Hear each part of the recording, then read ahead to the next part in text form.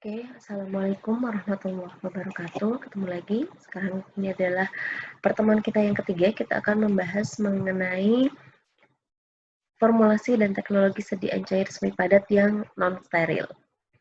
Ya, jadi cair semi padat yang non-steril. Kita bahas dari sediaan cair non-steril dulu. Kalau tadi larutan adalah sistem satu fase, sekarang kita akan berlanjut ke sistem dispersi cair-cair. Jadi emulsi ini definisinya. Di sini ada berbagai ukuran. Jadi ini adalah coarse macroemulsion yang mungkin teman-teman pernah buat ya. Twin span, kemudian ada minyak VCO atau apa gitu, kemudian hasilnya tuh putih, agak putih gitu, itu adalah coarse macroemulsion. Kemudian teman-teman mungkin pernah lihat emulsi tapi dia warnanya agak bening, itu namanya translucent, ya agak translucent, itu adalah fine microemulsion. Ada lagi yang lebih kecil lagi microemulsion atau micellar solution. Teman-teman mungkin sering dengar ya micellar sekarang ya, cewek-cewek nih ya, Garnier atau apalah micellar gitu, micellar water ya. Nah, itu adalah suatu bentuk sistem dispersi sebenarnya. Di dalam situ mengandung minyak dan juga air gitu, tetapi di dalam ukuran yang sangat kecil gitu, sehingga kita sebut sebagai suatu larutan micellar. Dan semakin ke bawah ini gitu, jumlah surfaktan yang digunakan itu semakin banyak gitu. Jadi micellar solution ini biasanya mengandung surfaktan lebih dari 40%. Itu makanya kenapa kalau cewek-cewek nih kalau pakai larutan micellar itu tidak boleh setiap hari, karena di sana kandungan surfaktannya itu sangat besar gitu, dan surfaktan itu sebagian besar itu dapat mengiritasi kulit. Nah, ini definisinya, nanti dibuka farmakopenya ya. Oke. Komponen dari emulsi itu adalah ada fase terdispersi dan juga ada fase yang pendispersi atau fase ekstern atau fase kontinu. Dan yang menggabungkan kedua fase yang tidak saling bercampur, maka kita membutuhkan suatu emulgator. Gitu. Nah, tujuan dari emulsi adalah dapat meningkatkan kelarutan untuk minyak, gitu. Jadi, gimana caranya bisa melarutkan minyak di air? Gitu ya, itu adalah tujuan dari emulsi. Gitu ya. Nah, kemudian dia juga dapat meningkatkan stabilitasnya atau dapat memperlambat dari efek obatnya, karena di sana proses biofarmasetikanya kan akan lebih panjang dibandingkan dengan sediaan larutan, sehingga dapat dihasilkan suatu efek obat yang diperlambat. Kemudian juga untuk menutupi rasa, misalnya untuk sediaan-sediaan yang untuk bahan aktif ekstrak misalnya, itu bisa kita buat dalam bentuk emulsi gitu, atau misalnya multivitamin minyak ikan misalnya yang baunya tidak enak gitu, maka untuk menutupi rasa, aroma itu bisa kita buat sediaan emulsi, dia berada di fase dalam atau fase dispersi atau fase internal atau fase discontinunya. Kemudian juga untuk memperbaiki penampilan, ini tadi contohnya untuk yang ekstrak misalnya, ekstrak kan biasanya warnanya kurang cantik gitu, maka kita buat sistem emulsi, dia ada di fase dalam bersama dengan minyak. Jadi misalnya minyak dalam air, ataupun sebaliknya, misalnya ekstraknya dia larut dalam air, maka kita buat dalam sistem emulsi air dalam minyak. Nah, ini adalah beberapa tipe emulsi. Nah, di sini ada beberapa teori mengenai mekanisme stabilisasi emulsi. Jadi ada teori penurunan tegangan permukaan, teori terbentuknya lapisan ganda elektrik, terbentuknya film antarmuka, dan kenaikan viskositas. Jadi ini sebenarnya teoritis sekali. Jadi hanya akan saya singgung sedikit saja supaya teman-teman ingat lagi.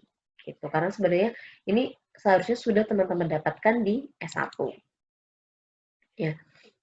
Jadi ini adalah teori penurunan tegangan antarmuka. Ya, jadi apa itu tegangan antarmuka? Nanti dibaca lagi. Ya, karena di apoteker ini yang penting itu adalah aplikasinya. Gitu ya, gimana teman-teman bisa merancang, gimana teman-teman bisa menyelesaikan masalah gitu. Karena poinnya di UKAI kan itu, baik UKAI CBT maupun OSCE kan seperti itu yang ditanyakan, gimana teman-teman bisa menghitung kebutuhan bahan, gimana teman-teman bisa menganalisis formulanya, kan mana pengikatnya, mana ininya gitu. Misalnya kalau tablet ya, kalau di sini mana emulgator, mana fase terdispersi gitu. Ya. Jadi di sini saya hanya akan menampilkan saja, silakan teman-teman baca sendiri.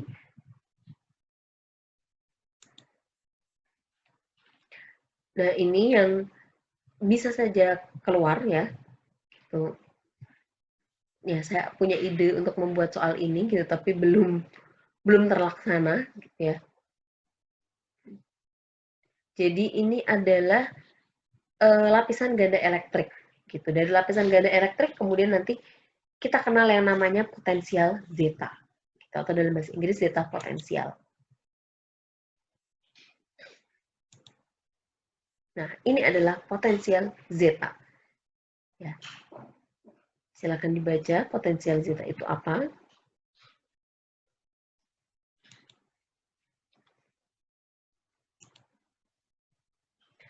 Emulgator itu ada golongan surfaktan, golongan hidrokoloid, dan juga golongan partikel padat yang terbagi halus. Untuk surfaktan, ada golongan surfaktan anionik, kationik, non-ionik, dan juga zwitterionik. Ini adalah contoh-contoh surfaktan yang anionik, jadi dia memiliki ion, dalam ionnya adalah ion negatif, yaitu anion. Ini contoh-contohnya. Kemudian ini adalah golongan kationik, jadi dia memiliki ionnya adalah ion positif, kation. Biasanya dia juga memiliki sifat antimikroba, gitu ya. Jadi surfaktan-surfaktan golongan kationik ini biasanya dia memiliki sifat antimikroba, makanya toksisitasnya itu biasanya jauh lebih besar, gitu ya. Surfaktan kationik dan anionik itu toksisitasnya cukup tinggi dibandingkan dengan surfaktan non-ionik, atau yang teman-teman ini pasti sudah banyak pakai ya. Surfaktan non-ionik, contohnya adalah apa yuk? Teman-teman pasti tidak kenal strukturnya, tapi kalau saya sebut pasti langsung ingat gitu ya. Twin dan span. Nah, ini adalah contoh dari surfaktan amfoter, misalnya lecitin dan protein.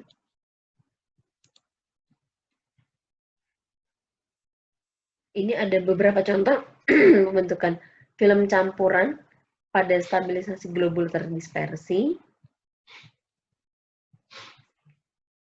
Kalau teman-teman ingin mendengar penjelasan saya mengenai ini, teman-teman bisa lihat video yang saya buat untuk anak S1. Gitu. Itu ada di YouTube-nya Farmaset Tekfar. Ya, di situ ada playlist FTS cair semi padat non steril. Itu teman-teman bisa lihat di sana. Ya, karena ini teoritis sekali dan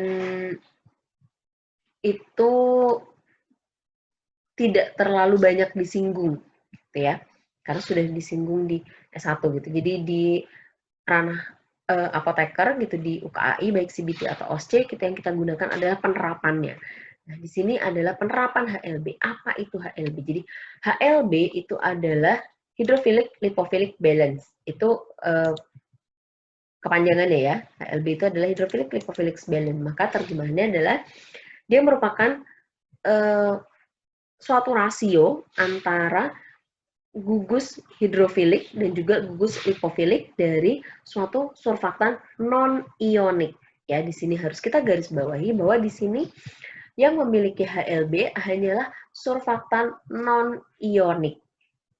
Ya, kenapa hanya surfaktan non-ionik? Karena kalau surfaktan kationik dan anionik itu yang berperan atau yang memberikan karakteristik terhadap sifat hidrofilisitas dan lipofilisitasnya itu tidak hanya dari gugus fungsi hidrofil dan lipofilnya, tetapi juga dari muatan. Karena muatan itu menyumbang sifat hidrofilisitas yang cukup besar gitu, muatan kationik maupun anioniknya itu menyumbang hidrofilisitas yang sangat besar. Maka tidak bisa kita ukur hanya dari berapa gugus fungsi hidrofilnya dan berapa gugus fungsi lipofilnya gitu. Sedangkan surfaktan non-ionik kan dia tidak punya muatan gitu, maka dia memiliki suatu nilai HLB. Semakin besar HLB, maka semakin banyak kelompok yang suka air, karena kan perbandingan antara hidrofilik, lipofilik. Gitu. Jadi kalau yang bagian pembilangnya lebih besar, gitu kan, maka nilainya juga akan jadi lebih besar, rasionya akan jadi lebih besar. Artinya emulgator tersebut lebih mudah larut dalam air. Sebaliknya, jika dia lebih kecil, maka kan berarti bagian penyebut atau bagian lipofilik itu jumlahnya lebih banyak, maka nilai HLB-nya lebih rendah. Penentuan nilai HLB ini ditentukan berdasarkan nilai HLB butuh atau require HLB dari keseluruhan fase minyak yang digunakan dalam sediaan. Ini teman-teman harus pegang terus prinsip ini, gitu ya. Jadi prinsip-prinsip ini itu harus teman-teman pahami betul-betul bahwa nilai HLB dari suatu surfaktan yang kita gunakan. Jadi kita mau pakai surfaktan apa nih? HLB-nya berapa? Itu kita tentukan sesuai dengan nilai require HLB dari keseluruhan fase minyak yang kita gunakan di dalam sediaan.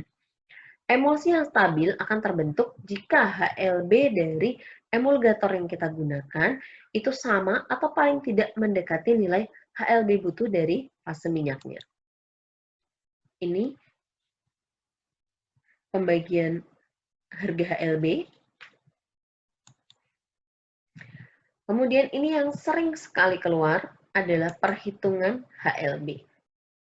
Ya, di sini ada contohnya. Jadi misalnya kita mau buat sediaan emulsi terdiri dari parafin cair 30%, kemudian emulgator 5%, kemudian air hingga 100 gram. Nah, di sini parafin itu memiliki require HLB, maaf ya, di sini HLB butuh atau require HLB-nya itu 12. Di sini minyaknya hanya satu, tapi bisa saja kita menggunakan kombinasi beberapa jenis minyak, misalnya parafin, kemudian VCO, kemudian zaitun, dan sebagainya. Nah, emulgator di sini, ini kita belum tahu kita mau pakai emulgator apa ya, pokoknya emulgator ada aja jumlahnya 5%. Nah, cara pertama adalah kita memilih nilai HLB surfaktan yang berada di antara nilai HLB butuh dari parafin tersebut. HLB butuhnya adalah 12. Kita punya dua data. SPAN 80 itu HLB-nya 4,3, TWIN 80 HLB-nya 15. Secara logika, kalau kita kombinasikan dua emulgator ini, maka kita bisa mendapatkan nilai HLB sama gitu, atau mendekati dari nilai HLB butuh dari si parafin gitu. Nah, jumlah emulgator yang diperlukan totalnya adalah 5% dikali dengan 100 gram, maka totalnya adalah 5 gram. Kemudian ini bisa kita kerjakan menggunakan beberapa cara ya. Ini yang pertama ini kita menggunakan cara persamaan. Nah, di sini kita buat permisalan, misalnya TWIN 80 itu jumlahnya A gram, SPAN 80 adalah 5 dikurang A gram. Kenapa 5 dikurang A? Karena tadi total emulgatornya adalah 5, gitu. Untuk TWIN adalah jumlahnya A, maka SPAN adalah 5 dikurang A. Maka kita buat persamaan. Di sini persamaannya adalah jumlah emulgator, ya, emulgator pertama dikalikan dengan nilai HLB-nya emulgator pertama tersebut, ditambah dengan jumlah emulgator kedua, dikalikan dengan nilai HLB-nya, akan sama dengan total dari kedua emulgator dikalikan dengan nilai HLB butuh. Ya, di sini adalah HLB butuh, jadi require HLB. Emulgator yang pertama adalah TWIN. Ya, jumlahnya adalah sebanyak A gram. A gram dikali dengan nilai HLB-nya adalah 15. Kemudian yang kedua adalah emulgatornya SPAN. Jumlahnya adalah 5 min A. Nilai emulgatornya, nilai HLB-nya adalah 4,3. Ya, ini kita kurung. itu akan sama dengan 5 jumlah total emulgator dikali dengan 12 itu adalah harga require HLB-nya.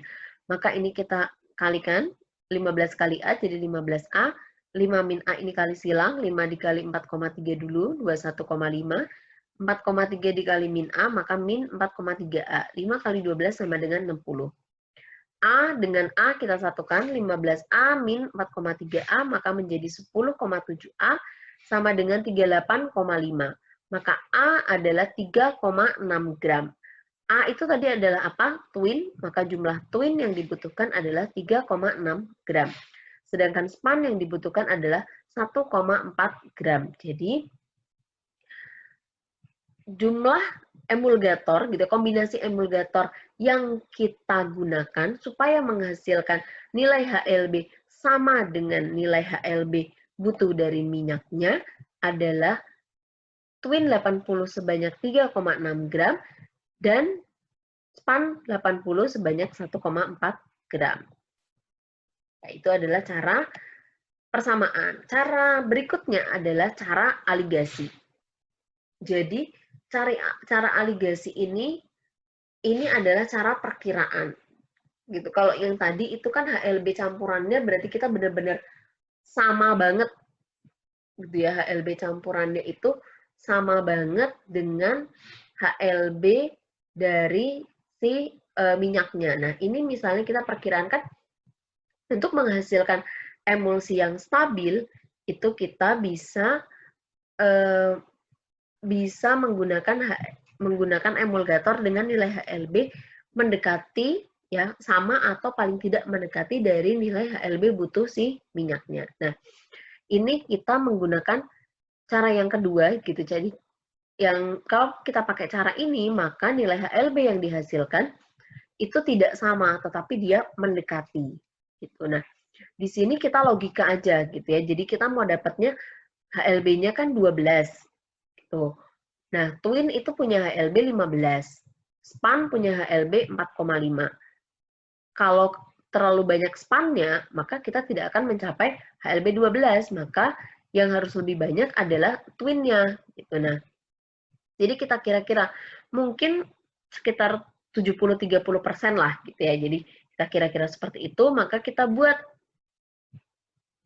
persamaannya jadi seperti ini. Jadi ini adalah perkiraan kita 70-30. Bu gimana kalau 60-40? Ya silakan dicoba gitu. Nanti kita buktikan berapa nilai HLB-nya. Mana yang lebih mendekati, maka itu yang kita gunakan. Gitu. Oke, ini adalah beberapa contoh nilai HLB dari beberapa surfaktan non-ionik. Ya, jadi ini adalah sorbitan monostearat, ini adalah span dan twin.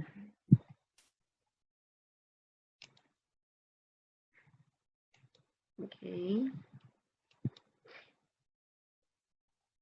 Nah, ini adalah contoh-contoh koloid hidrofilik. Jadi kalau koloid hidrofilik itu dia membentuk lapisan multilayer. Tuh. Seperti ini. Jadi dia lapisannya multilayer ya, tidak ada gambarnya. Kalau yang ini adalah contoh gambar yang partikel halus. Jadi sekali lagi, kalau teman-teman ingin lebih detail mengenai teorinya, silahkan tonton video untuk mahasiswa S1. Nah, ini teman-teman harus benar-benar ingat rumus ini gitu, karena rumus ini digunakan untuk menjelaskan stabilisasi dari suatu sistem dispersi, baik dispersi cair-cair maupun dispersi cair padat yang nanti akan kita bahas, yaitu suspensi.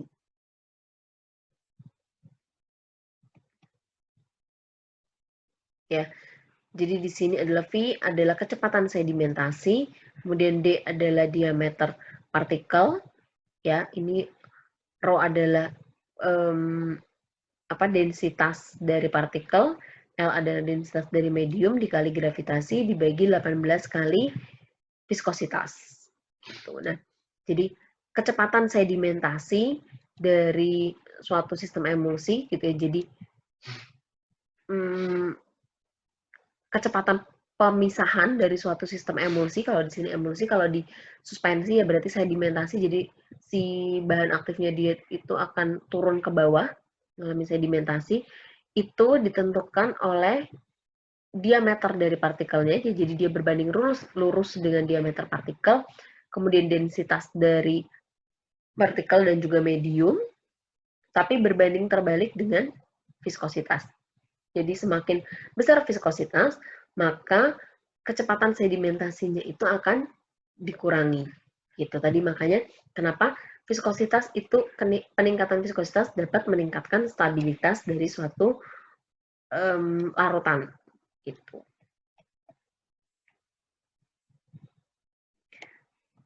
Oke, ini adalah teknologi pembuatan. Dalam pembuatan emulsi itu tergantung dia menggunakan emulgator jenis surfaktan atau emulgator lain, misalnya hidrokoloid atau padatan yang terdispersi atau terbagi halus.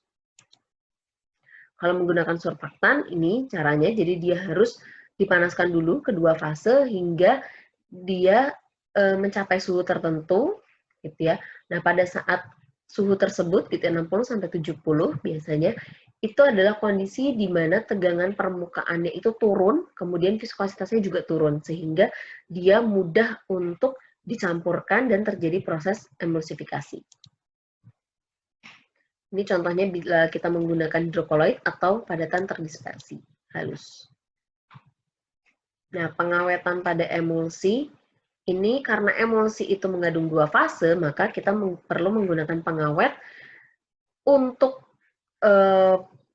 bahan air, gitu ya, untuk medium air dan juga untuk medium yang lipofil untuk minyaknya, gitu. Jadi kita perlu menambahkan antioksidan pada suatu sistem emulsi. Ini adalah beberapa contoh evaluasi emulsi, ya.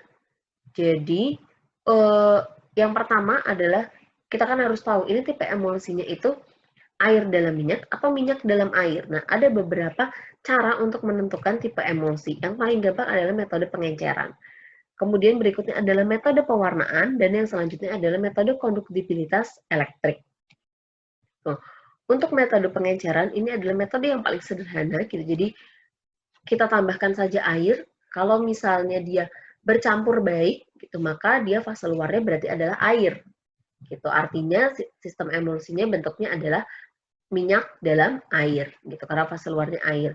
Tetapi jika kita tambahkan air kemudian terjadi pemisahan fase, maka dia fase luarnya berarti adalah minyak, karena minyak dan air tidak dapat saling bercampur, gitu. Nah, untuk metode pewarnaan ini kita bisa menggunakan pewarna larut air maupun pewarna larut minyak, gitu. Misalnya pewarna larut air adalah methylene blue, pewarna larut minyak adalah red sudan ataupun red carmine. Gitu. Nah, untuk metode pewarnaan, gitu. Jadi emulsi dengan tipe oil in water atau minyak dalam air itu akan terwarnai dengan zat yang larut air, demikian juga sebaliknya.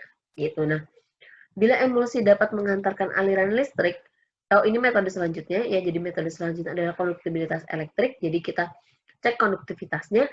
Jika konduktivitasnya mendekati konduktivitas air, maka dia fase luarnya adalah air. Tapi jika konduktivitasnya lemah sekali, gitu, maka dia kemungkinan fase luarnya adalah minyak. Nah, untuk kadang itu kalau minyak kan memang tidak punya konduktivitas, maka kadang kita tambahkan NaCl. Jadi untuk mengecek konduktivitasnya kita bantu dengan NaCl, kemudian kita lihat seberapa besar konduktivitasnya, gitu. Ya, karena kalau minyak itu tidak bisa terukur konduktivitasnya. Jadi kadang kita tambahkan NaCl gitu ya, untuk meningkatkan konduktivitasnya jika memang tidak dapat kita amati. Gitu. Jadi ini prinsipnya seperti standar adisi, ya.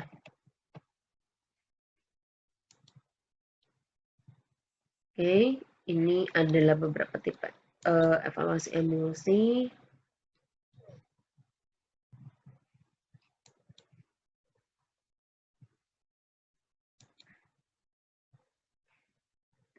Nah, ini adalah bentuk ketidakstabilan dari emulsi.